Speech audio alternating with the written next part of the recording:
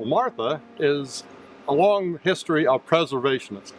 Most people that know Martha, that I come across, know Martha for Martha, and usually preservation is the... Okay. I would say that people say that Martha is tenacious. I would say that Martha is a good gardener. What's that? A good gardener. Oh. She cares about what happens to, say, historical buildings, family, just in everything in general. Well, I think that the impression of Martha over the years has always been that she's that person that's out there protecting our built environment and the history of Centerville, Washington Township. I think that's a critical thing. What's interesting to me is a lot of people will go on vacation, and they'll go to Charleston, South Carolina, Savannah. They'll go spend the afternoon and have lunch at German Village in Columbus. And then they'll come home and they'll talk about how wonderful those places are, and then proceed to basically do damage to their own community, which has its own history. And I think Martha has stepped forward over the decades and saw how special Centerville and Washington Township was and the architecture that was here. And she's been a champion for the Historic Preservation District, for the National District we have here, for individual buildings. And the reason that the town, quite honestly, is in the shape that it is today, with the preservation of all these buildings and the quaintness that everybody talks about and why they like Centerville, goes back to one person, and it's really Martha Boyce. Well, when I was in the lineup at the post office, one of the Studebaker's sons was there, and he looked at me very intently, and he said, "Now, are you the township trustee, or are you the old house lady?" And I had to admit I was the old house lady, and it just kind of stuck. I don't know what enthusiasm. You know what enthusiasm is? You know, she can be full of energy. Like, You know, her when she excitement wants to about go things. places and- Oh. right? So when Grandma's excited about something, she does it, right? Mhm. Nothing stands in her way. Yeah. So what does her excitement do to you? Well, Aaron, Bill? makes me. I would say that her excitement's been a model for a lot of my life.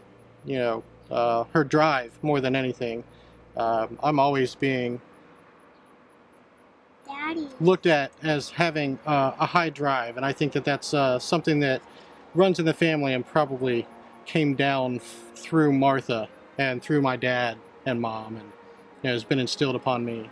Well, it's been interesting because I've been in the construction industry, and starting at a younger age, I got to work on the Robert McEwen house. We had taken a trip, and the trip had been canceled short by a snowstorm, so on spring break I got to work on the Robert McEwen house. We did quite a bit of disassembly. We preserved a lot of the wood in the house, and later on I even got to make a piece of furniture that exists to this day. So that's kind of the start of the preservationist. And we've had a little bit of friction because I'm on the other side with the construction. So I've seen both sides of it. So, Well, it keeps me going from one project to the next, and you know, I was honored 4 years ago for being into historic preservation for about 50 years. Then the bill to establish the offices in each state was signed 50 years before. So it was in honor of that. And I called the office in Columbus once, and the woman said, "Oh, you're the one that's done all those things over the years, aren't you?" And I thought, maybe I got their award. Wow. Well, it comes with DNA. The older you get, the more you realize that you're half your mother and half your father. So what I've learned is that you never say no, you never give up, you always persevere. My mom will never take no for an answer, and she's never afraid to ask for directions or ask for something that might even be considered to be embarrassing.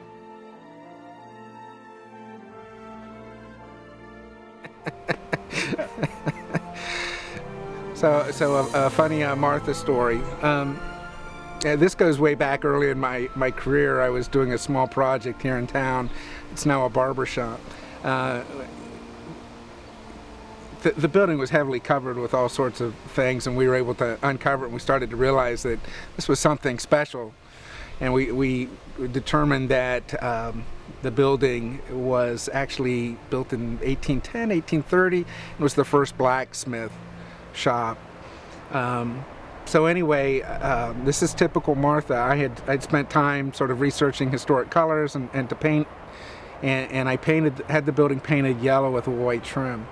And the first time Martha saw me after the project was completed, she cornered me and scolded me that I had used the wrong color yellow. I know a funny story about her. Yeah? Go ahead. So every time, sometimes when she talks, she wants me to talk after her like a lot, and she wants me to teach her songs.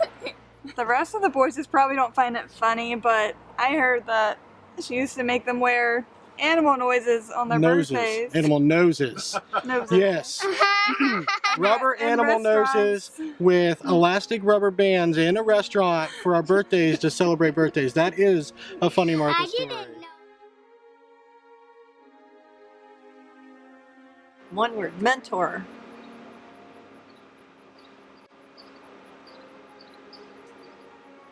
Guided.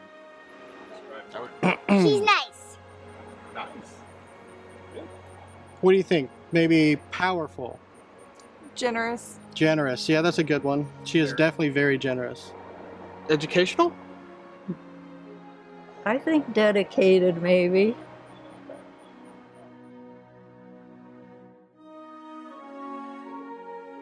She wants to make sure that everybody enjoys everything the way that she enjoys it and at least has the chance to. She's a preservationist, and she loves Centerville for the stone buildings and the history of Centerville. I spent my high school time with my mother working very hard on A Sense of Place, a book about all the stone homes in Centerville. And it became her passion, and she's always enjoyed the Walton House, the Historical Society, and the gardens, where she's volunteered her time, to do the gardens and so forth. So Centerville means a lot to her because it's her home, and it's the history that goes with it. A lot of times Martha was the only voice in the early days, and she had to be reactive. And luckily now, because of her guidance and her dedication, we're now able to be more proactive, where we can go in and we can sit down with building owners and homeowners and basically show them the gem they have, and more importantly, how to protect their investment and protect the properties that they also cherish.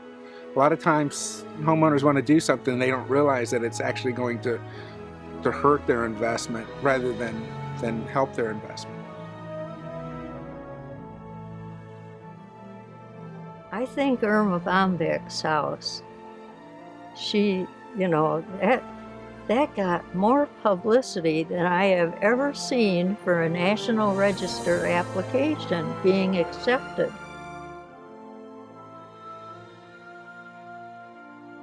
Well, I learned all the types of things you have to know to date a house. And that's one of my hobbies. And I don't think you'll meet anybody else who will say their hobby is dating houses. You have to look at deeds, auditors' records, and court cases,